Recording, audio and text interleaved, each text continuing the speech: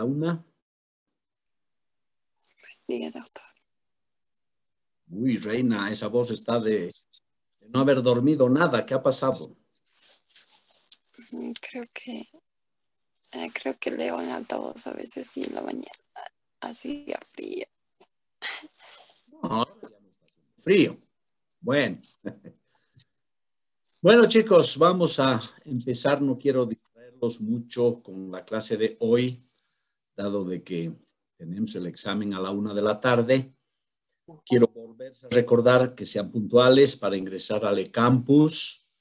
Nada más que 12 preguntas les voy a formular. Todas ellas son de selección múltiple. Una sola posible respuesta. Son preguntas sencillas de lo que les he dado aquí en clases. Nada extraordinario. No hay trampas, no hay preguntas rebuscadas. Son cosas prácticas que les van a servir para el ejercicio de su profesión. De tal modo que vayan tranquilos. Creo que van a sacar todos una buena nota. De modo que les deseo pues suerte y dentro de un ratito ya empezaremos con nuestra clase. Hoy tenemos que referirnos a la segunda parte de lo que corresponde las heridas faciales. Si se acuerdan ustedes, la anterior semana habíamos avanzado todo lo referido al diagnóstico, la clasificación de lo que eran las heridas de la cara. Hoy día tenemos que referirnos al tratamiento. No es una clase larga, es más bien corta, de modo que les pido que me presten atención porque incluso algunas preguntas de lo que hoy vamos a hablar seguramente también van a estar en el examen de la 1 de la tarde. De tal suerte que les voy a compartir la pantalla y me avisan cuando ya estén viendo la proyección para que podamos empezar. ¿Ya se puede ver, chicos? Sí, doctor. Bueno, quiero empezar haciéndoles recuerdo de algo que ya dijimos la anterior clase, en la anterior semana.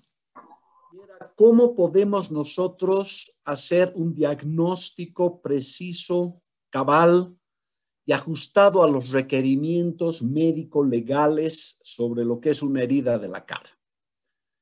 ¿Por qué me refiero a ese tipo de requerimientos médico-legales? Sencillamente porque ya les dije que las heridas faciales generalmente son accidentales o también provocadas por agresiones físicas. De tal manera que siempre hay una implicación médico-legal en la que tú como médico o interno o residente te puedes ver envuelto cuando haces un diagnóstico de este tipo. Entonces, la recomendación que siempre hago a los estudiantes de pregrado, a quienes están haciendo el internado en el Hospital Santa Bárbara o la residencia médica en cirugía, es que debemos basarnos en algún patrón para poder establecer un diagnóstico adecuado de lo que son las heridas de la cara. Y para realizar ese diagnóstico les había expresado, y hoy se los recuerdo otra vez, que tenemos que establecer 4 parámetros. En primer lugar, ese diagnóstico lo vamos a realizar en función al tipo de lesión que estamos viendo. Es decir, tipifiquemos esa herida que estamos viendo. ¿A cuál de las clasificaciones que hemos conocido se establece esa herida? Es decir, será una herida abrasiva, será contusa, inciso contusa, incisa, será mixta, será punzante, compleja, en fin.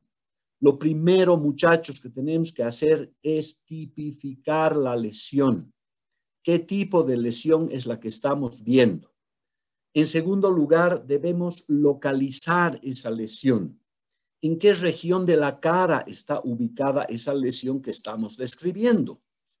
En párpado superior derecho, por ejemplo, en la región cigomático-malar derecha, en la región nasogeniana, en el arco superciliar izquierdo, en la región mentoniana, en fin, dorso nasal, labios. ¿Dónde está localizada la lesión? Es el segundo paso a determinar. Y aquí viene un tercer paso que es fundamentalmente un requerimiento médico legal y es la dimensión de la lesión. Entonces tenemos que medir esa lesión en centímetros o en una unidad de medidas que nos permita dimensionarla. Para los fiscales, para los agentes de la ley, la dimensión es importante porque en función a eso ellos tipifican las lesiones como graves, moderadamente graves o leves. Algo que puede estar en contradicción con el criterio médico, ¿no es verdad? Pero ellos necesitan esa dimensión y nosotros tenemos que proporcionarles. Y finalmente, el último parámetro, el cuarto, es establecer con claridad si esa herida que estás viendo tiene o no tiene alguna otra complicación. Es decir, si junto a tu herida hay además una fractura, por ejemplo, de algún hueso facial, o hay alguna lesión nerviosa, o hay lesiones vasculares o musculares, en fin, ¿qué tipos de otras lesiones asociadas a la herida existen? Y naturalmente, la verificación de esa complicación la vamos a poder realizar ahora cuando veamos parte del tratamiento donde tengamos que referirnos a la exploración de la herida. De tal manera, muchachos, que para establecer un diagnóstico certero y cabal, tenemos necesariamente que basarnos ordenadamente en estos 4 pasos que les menciono: la tipificación, la localización de la herida, su dimensión y su probable complicación. Una vez tengamos un diagnóstico, ya vamos a estar posibilitados de ejercer un tratamiento a esa herida. Entonces, si tenemos ya el diagnóstico, el tratamiento ha de ser perfectamente posible. Ahora bien, entrando ya en lo que hoy nos toca repasar, el tratamiento de las heridas, les dije en su momento, ha de conllevar la necesidad de reparar esos tejidos lesionados, vulnerados. Es decir, ha de ser necesario realizar una sutura de esa herida, ¿no es verdad? De tal suerte que la orientación de nuestro tratamiento, de nuestra intención de tratar una herida facial, ha de ser la sutura, lo que nosotros llamamos el cierre de la herida por primera intención. Existe la posibilidad de una segunda o incluso una tercera intención de cierre de una herida facial, que no son lo más aconsejables ni lo adecuado. Siempre nuestro primer intento ha de ser la sutura directa de la herida a objeto de hacer la reparación de esa lesión. De tal suerte que la mira de nuestro tratamiento ha de estar enfocado obviamente hacia la sutura de la herida. Es decir, lograr su cierre por primera intención, como en términos de cirugía general se conoce. Y el tratamiento también conlleva estos 5 pasos que son fundamentales y están expresados dentro de lo que son los protocolos del manejo de las heridas en general y de las heridas faciales en particular. En primer lugar, la limpieza de la herida. En segundo lugar, estamos obligados a explorar la herida. Y precisamente ha de ser esa exploración que ejerzamos sobre la herida la que nos va a permitir determinar si hay complicaciones o no de esa herida para establecerla en el diagnóstico.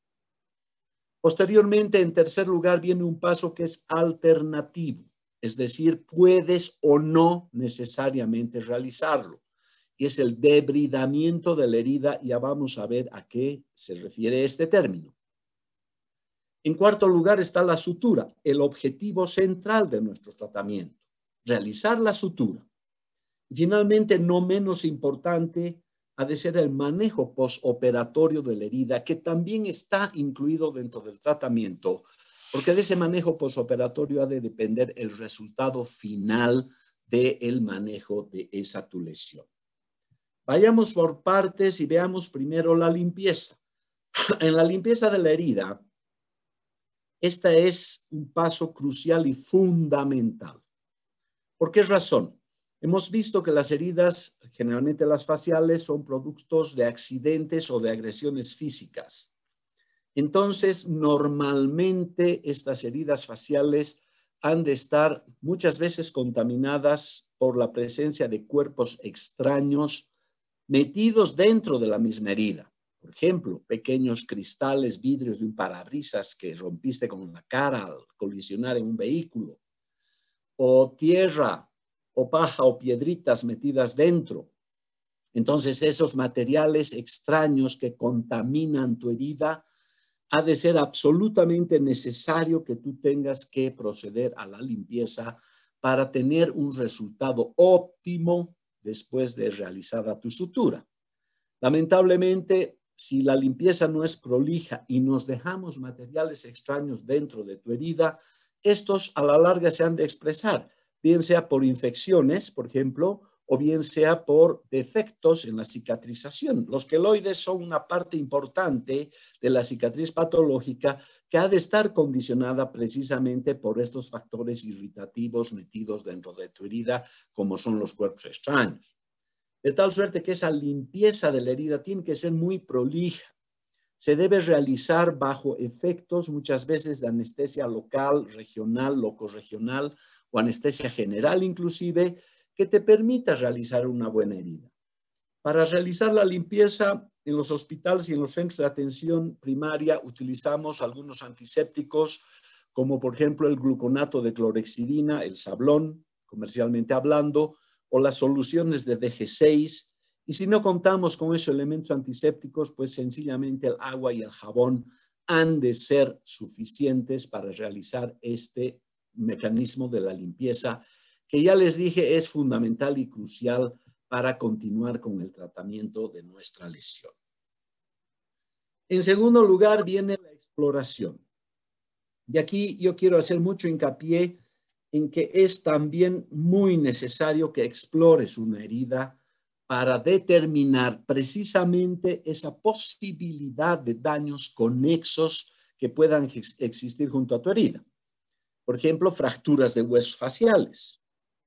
Por ejemplo, verificar lesiones profundas de tanto vasos arteriales o venosos, derramos nerviosos del nervio facial, del gran auricular, lesiones en glándulas, la glándula parótida es una de las que más puedes sufrir, de su conducto de excreción, como es el conducto de Stennon, de músculos faciales que también pueden ser seccionados juntamente con la herida, de tal suerte que también es fundamental explorar tu herida.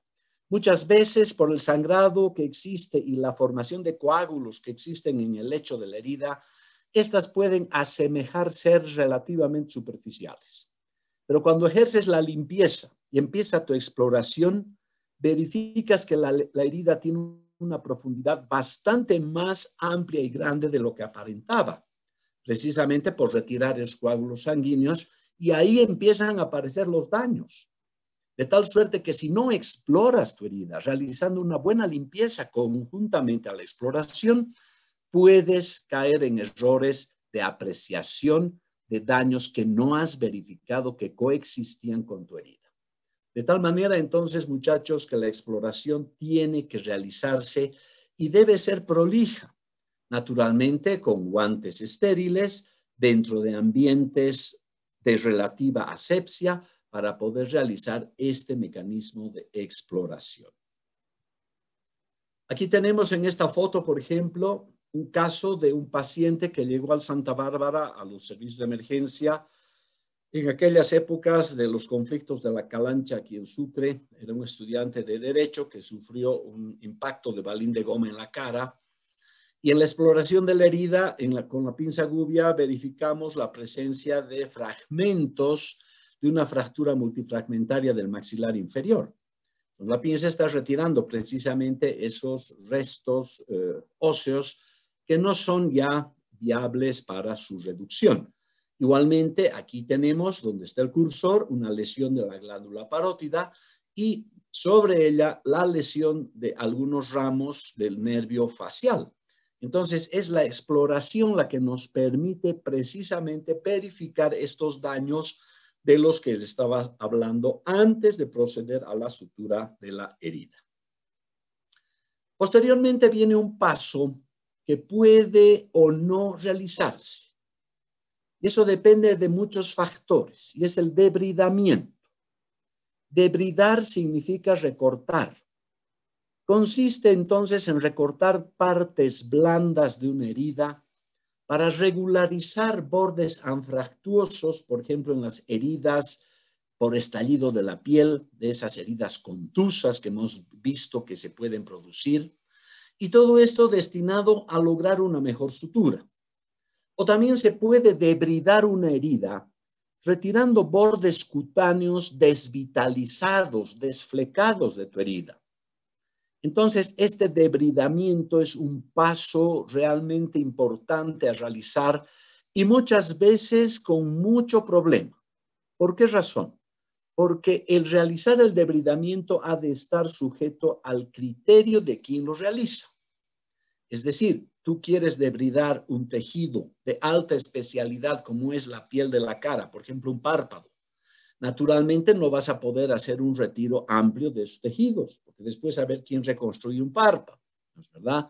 De tal suerte que el debridamiento es un paso bien importante a tomar y ser decidido por el operador que está realizando el tratamiento de esa herida. Ahora bien, este debridamiento, ese recortar o retirar tejidos de una herida, está muy relacionado a un otro término que es diferimiento. Diferir significa posponer. ¿Y qué es lo que vas a diferir o posponer? Pues la sutura de una herida, ¿es verdad? Muchas veces tú te ves en la situación de la duda tremenda de poder reparar una enorme herida facial con tejidos muy desvitalizados, que deberías recortarlos, pero no te atreves a hacerlo porque no tienes los conocimientos suficientes para hacerlo ni la práctica para poder realizar esta operación, o sencillamente no tienes los medios para hacerlo. De tal suerte entonces que decides diferir la continuación del tratamiento y el siguiente paso que es la sutura. Pero si has decidido diferir el tratamiento porque no te atreves a debridar o no tienes los medios suficientes para continuar con la sutura de una herida, te vas a topar con algo que se llama, ¿no es verdad?, el axioma de Friedrich. Friedrich era un cirujano alemán a finales del siglo XIX que nos decía lo siguiente: cualquier herida no tratada por más de 6 horas debe ser considerada infectada y no puede suturarse. Y se la debe dejar a segunda intención, es decir, a que cicatrice por sí misma.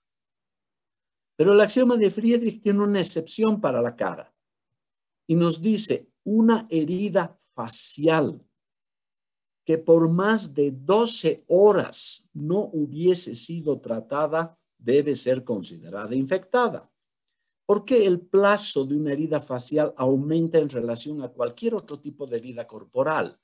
Porque la región de la cara es altamente vascularizada y tiene más llegada de defensas. Entonces, en base a este axioma, nosotros deberíamos terminar el tratamiento y la sutura de una herida facial antes de las 12 horas. Pero lamentablemente en el diferimiento a lo mejor necesitamos más tiempo para poder continuar con el tratamiento. Supónganse que ustedes están en Monteagudo o en una provincia y se encuentran una herida importante con pérdida de grandes tejidos faciales que debe ser remitida a la ciudad de Sucre y necesitas pues más de 12 horas para poder transportar ese tu paciente. Entonces, para no toparte con este problema de Friedrich, debes tratar la herida. Porque vean bien lo que dice Friedrich: herida no tratada. Entonces yo trato la herida. ¿Y qué es tratar la herida de acuerdo al axioma de Friedrich? Pues sencillamente limpiarla, cubrirla, darle antibióticos y despachar al paciente. Es decir, estás tratando la herida, estás limpiando esa herida, estás retirando materiales que contaminan tu herida, la estás cubriendo con un apósito estéril, le estás dando antibióticos al paciente y lo estás refiriendo o transfiriendo a un centro de mayor complejidad. Si haces todo esto, esa tu herida ha de tener 72 horas de plazo, 3 días para poder continuar con su tratamiento y llegar a la sutura. De tal suerte, entonces, que esto que les estoy explicando hoy en la mañana es fundamental para la parte práctica médica de ustedes en algún momento. Si tienes una herida importante en el rostro de un paciente y no tienes las condiciones ni te sientes capacitado para hacer el tratamiento, lo que debes hacer es limpiar esa herida, cubrirla, aplicarle antibióticos al paciente y referirlo a un centro de mayor complejidad. De tal suerte que haciendo este procedimiento, estás permitiendo que en el futuro ese paciente, en cuanto llegue a ese centro de mayor complejidad, pueda continuar libremente su tratamiento y llegar a la reparación o a la sutura de su herida. Esta es la fotografía, por ejemplo, de un chico que nos llegó al hospital. Vimos la foto la semana pasada con un desprendimiento importante de un colgajo cervical anterior y una pérdida de partes blandas de la región del rostro, y que luego del tiempo prudencial del tratamiento resultó la sutura de la forma en que ustedes ven. No menos importante, les decía, muchachos, es el manejo posoperatorio de una herida. Es decir, la sutura no es la conclusión del tratamiento. Lamentablemente, si descuidas el manejo del posoperatorio de tu sutura, puedes acabar con una complicación severa en la herida que tengas. De tal suerte que ha de ser necesario que hagas un manejo posoperatorio adecuado a esa sutura que has realizado. ¿Y en qué consiste ese manejo posoperatorio a grandes pasos? Pues en limpieza y cambio de apósitos de la herida, por lo menos en forma interdiaria o muchas veces diariamente. Es decir, es fundamental mantener la limpieza de tu sutura, cambiando sus apósitos. El uso de analgésicos, el uso de antiinflamatorios, antibióticos en algunos y muchos de los casos, y también fundamentalmente la aplicación de la vacuna antitetánica, que ya en su momento se las expliqué cuando hablábamos de quemaduras. También es importante dar reposo al área de la sutura. A la región suturada de la cara debe estar en reposo. ¿Y qué significa dar reposo a una cara? Pues evitar la gesticulación, evitar la masticación de alimentos muy duros o sólidos que requieran ejercicios forzados de los músculos masticatorios. A eso se refiere el reposo del área suturada. ¿Por qué razón reposo? Porque la actividad muscular facial puede lograr nuevamente el sangrado en las primeras horas de tu posoperatorio, o sencillamente abrirte la misma sutura que has practicado. Y finalmente, considerar el retiro de los puntos de sutura de la piel entre el tercero y séptimo días, dependiendo del área donde hayas puesto esos puntos y de la tensión de tu sutura. De tal suerte, entonces, que estos han de ser, en términos generales, los criterios con los cuales tú te tienes que manejar para conducirte con el manejo postoperatorio de tu herida. ¿Qué complicaciones podemos esperar? Las complicaciones de una sutura de una herida facial en forma inmediata, esto se refiere al tercero, cuarto día, hasta el quinto día, son la infección, por ejemplo. Infección que puede producirse porque no hayas hecho una adecuada limpieza, no hayas aplicado antibióticos, por ejemplo. Los hematomas también son posibles de encontrar, donde no has hecho una buena exploración y has dejado vasos sangrantes dentro de tu herida y has suturado prematuramente. Y todo esto, infección y hematoma, te lleva pues a la dehiscencia de tu herida. Es decir, tu sutura se abre, ¿no es verdad? Hay una apertura de la sutura que has realizado y otra vez tendrás que comenzar desde cero. Y finalmente tenemos complicaciones ya mediatas que son relativas a la cicatrización. Y aquí yo quiero expresarles la importancia de lo que es una cicatriz en la región de la cara. Es decir, es una de las complicaciones importantes que se suelen enfrentar, porque muchas veces los malos manejos de una sutura, los malos manejos de un manejo posoperatorio de una sutura facial, te puede llevar al queloide, te puede llevar a la retracción de la cicatriz o a la presencia de cicatrices inestéticas que suelen afectar demasiado a los pacientes que sufren de este tipo de lesiones.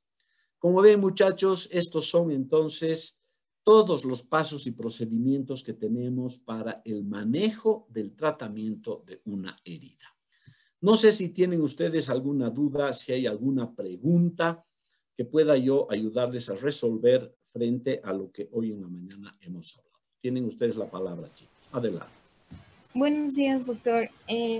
Tengo una, bueno, alguna vez usted mencionó sobre el agua oxigenada que no era muy recomendable. ¿Podría volver a explicar el por qué, por favor, doctor?